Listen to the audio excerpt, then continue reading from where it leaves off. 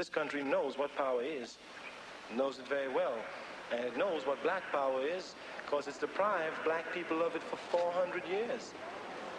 We are on the move for our liberation. We have been tired of trying to prove things to white people. We are tired of trying to explain to white people that we're not going to hurt them. We are concerned with getting the things we want, the things that we have to be able to function. By 1967, the freedom movement was changing course. Black people seek power, and they must have power to change the conditions under which they live. Across the nation, black men and women struggled for control of their lives. Through the ballot box, on the street, in the schools. The call for power challenged the established relationship between blacks and whites in America. Are the people of Cleveland willing to vote for a candidate for mayor who has the best qualifications, who has the best program, who has the philosophy of government and its relationship with people, but whose skin does happen to be black?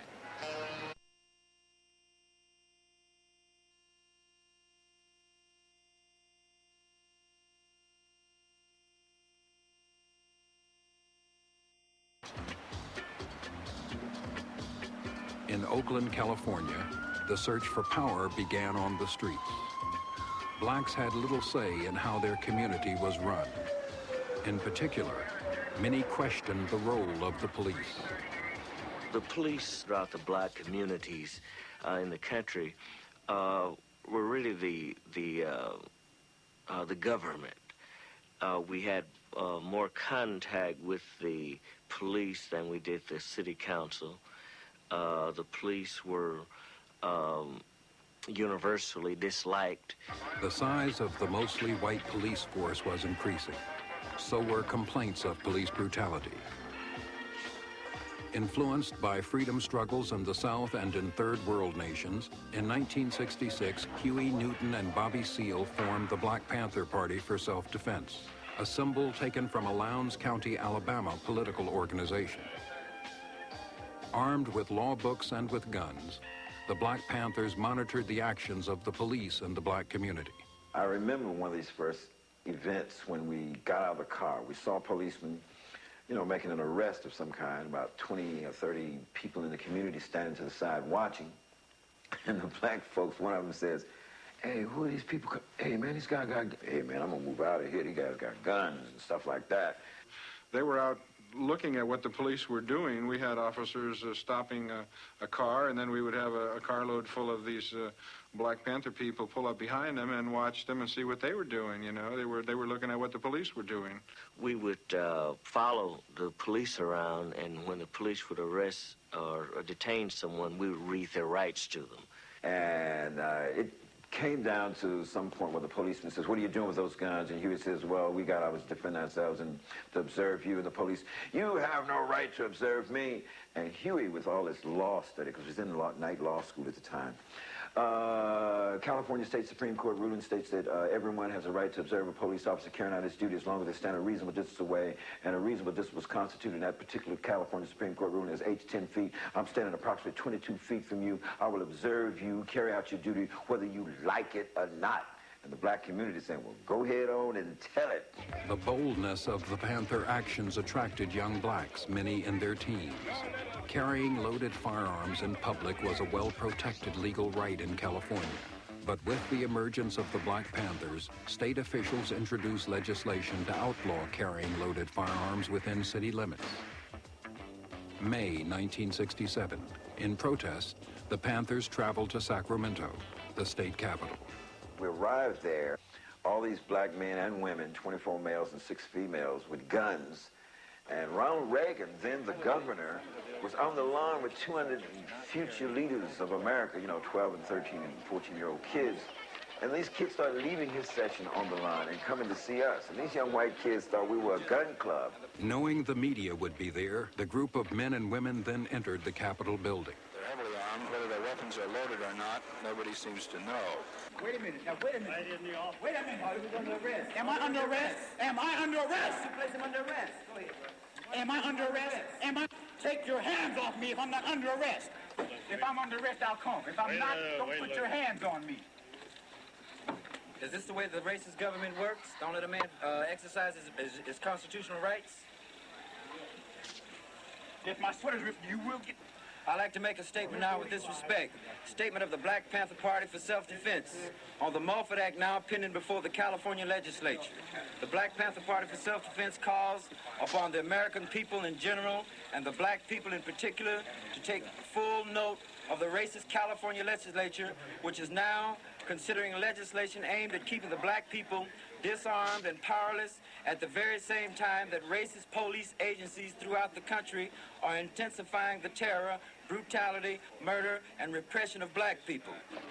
A nation that had grown used to the nonviolent civil rights movement was now confronted with new images of black protests. Later, at a Sacramento service station, news cameras documented the continuing debate over law and guns. Ain't no sawed-off. That's a ride shotgun just like yours. You don't know the Constitution, right? Sure we do. We're well aware of the Constitution. You have no right to take my gun away from me. You break the Constitution life. Right. The pamphlet says that the Black Panther Party for self-defense calls on the American people in general to take careful note of the racist California legislature. Why do you believe the legislature is racist? Don't you know? You're a part of it, and you're obviously it's a white system. It's not obvious to see where we at. Do you believe everything that's in that pamphlet? The pamphlet speaks for itself.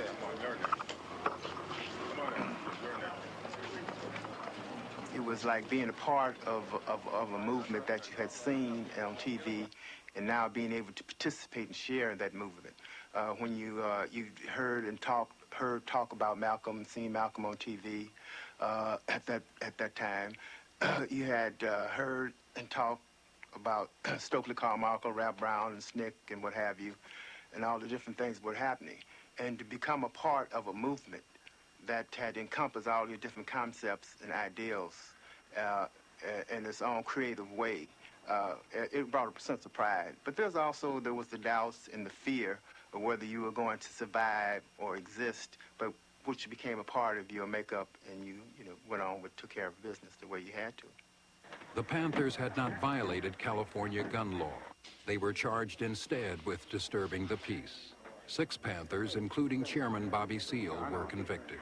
Well, as Chief Deputy Attorney General, I'd had experience, and the Department of Justice of the state of California had experience in the 1960s, prior to this time, with a variety of nut groups, both extreme left and extreme right, who were running around with guns thinking that they could solve the problems of California and the world through direct militant action. And we were and had been well informed, and in some cases had surveillance upon extreme groups that carried weapons.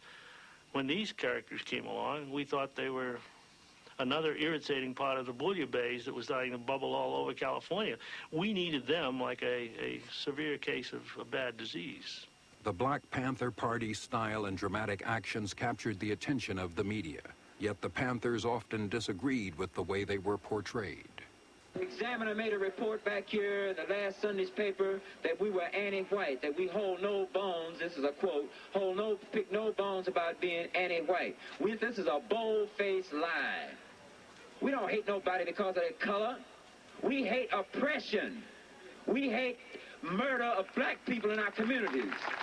We hate the gross unemployment that exists in our communities.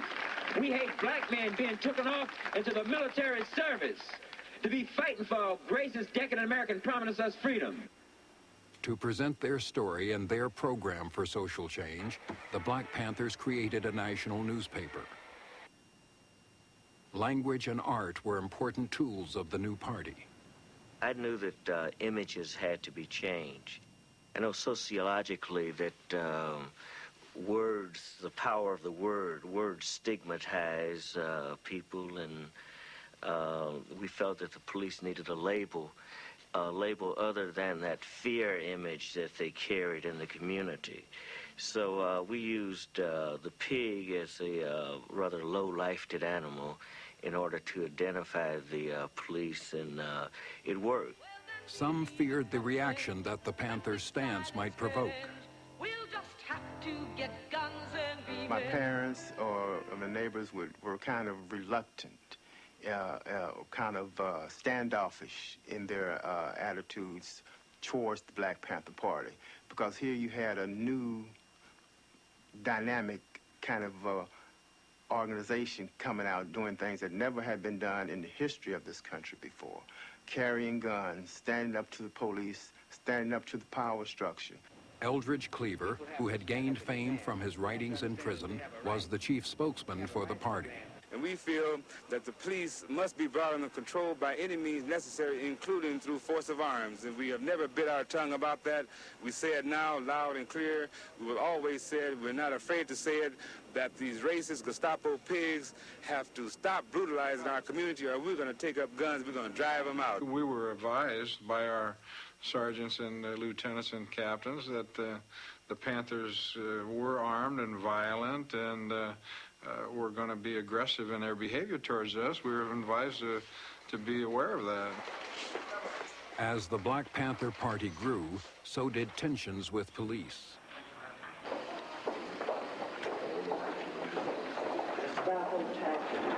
In October of 1967, a year after the party's formation, Huey Newton was shot in the stomach in a confrontation with police. Police officer Herbert Haynes was also seriously wounded. Officer John Fry died from gunshots believed to be from a police revolver. With the death of a policeman, government pressures on the young organization intensified. Newton was charged with first-degree murder. He maintained he had been framed. In America, black people are treated very much as the Vietnamese people or any other colonized people, because we're brutalized. The police in our community occupy our area. Our community as a foreign troop occupies territory. The Panthers seem to be in deliberate, open, provocative confrontation with the police departments in their early periods. They used revolutionary language, provocative language, and seem to be deliberately seeking to confront established authority, particularly police authority. But then we observed that they seem to have a social side, a concept of doing something beyond these angry confrontations. The Panthers called themselves a revolutionary organization. The 10-point program was their blueprint for change. And we wrote out this program. We want power to determine our own destiny in our own black community. Immediate end to police brutality and murder of black people was point number 7. The right to have juries of our peers in the courts, what have you. We summed it up. We wanted land, bread, housing, education, clothing, justice, and peace. The Black Panthers distributed free food and later developed a free breakfast program for children.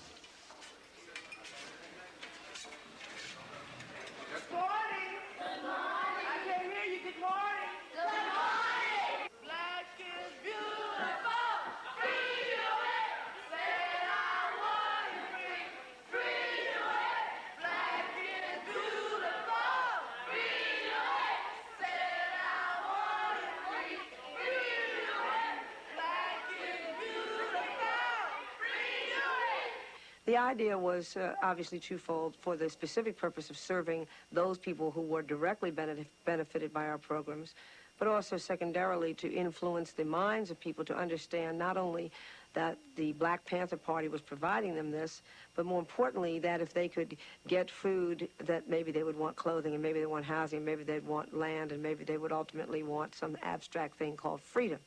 Around the country, particularly in urban areas, young black men and women formed local chapters.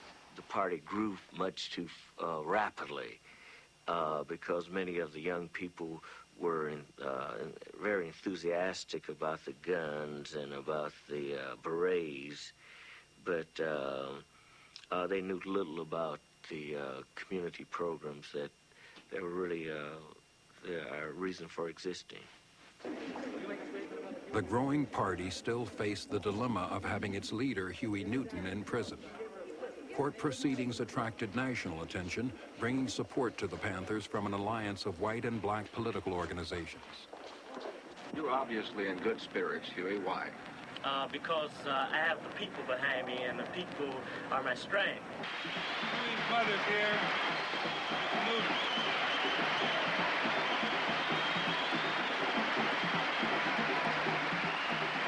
This is the black mother. February 17th, 1968.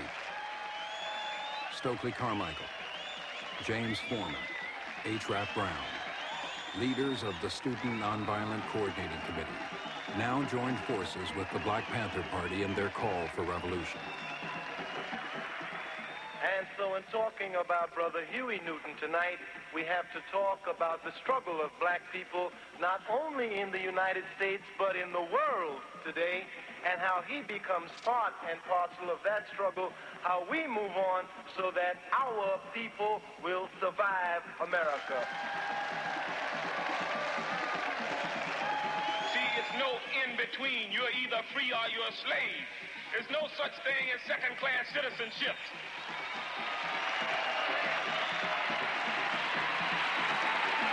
The only politics in this country that's relevant to black people today is the politics of revolution. None other.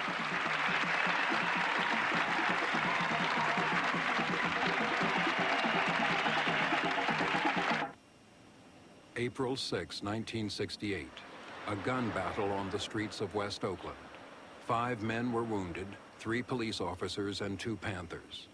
A third Panther, Bobby Hutton, age 17, was shot to death. Black people are now to organize in a fashion where we have maximum retaliation against all forms of racist, police brutality, and attacks. What changes have there been in the Black Panther Party since the gunfight last weekend? What you mean, what changes? We have a black man that's dead, murdered by pigs. That's a change.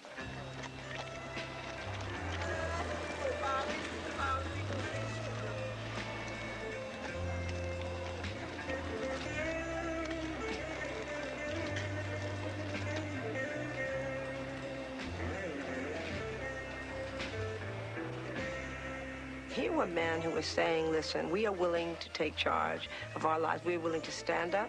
We're willing, I mean, there was the appeal that Malcolm had in many ways. They had a certain subjective appeal to my psyche and to my emotional need to say, yes, there were men in this world who cared, black men, who cared about the community and wanted to do something and were willing to take it to the last degree. In the fall of 1968, 2 years after the party's founding, Huey Newton was convicted of manslaughter in the death of police officer Fry, a conviction which was later overturned. With chapters in 25 cities, government surveillance was increasing. The membership of the Black Panther Party had reached several thousand and was growing.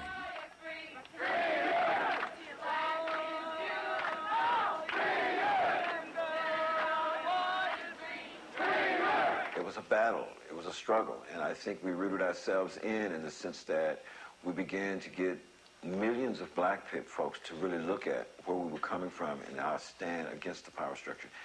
Now, a lot of people call revolution a confrontation. Really, what you and I meant by revolution was a need to revolve more political power and economic power back into the hands of the people. That's really what a revolution is. The Black Panthers continued their struggle, working outside the system.